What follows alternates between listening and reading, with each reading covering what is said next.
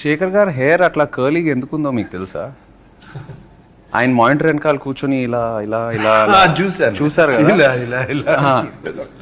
Love story సినిమాలో మామూలుగా ఒక షార్ట్ జరుగుతుంది, ఆయన షార్ట్ ఏదో చెప్తారు, షార్ట్ జరుగుతుంది, నేను పల్లవి చేసుకొని కట్ అని వెంటనే ఇద్దరం శేఖర్ గారు మొహం వైపు చూస్తాం.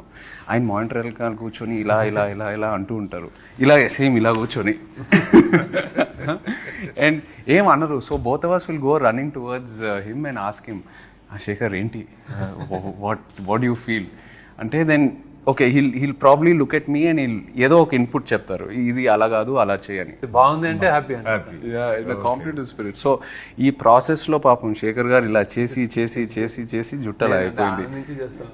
నేను కాలేజ్ డేస్ నుంచి అలవాటు, కానీ సినిమా మేకర్లో ఎక్కువ అయిపోయింది. అంటే మానిటర్ చూసుకుంటే తిప్పుతా ఉంటాను, నన్ను అందరూ తిప్పు నీకు ఐడియా వస్తాయి అంటాను, స్టార్ట్ చేశారు.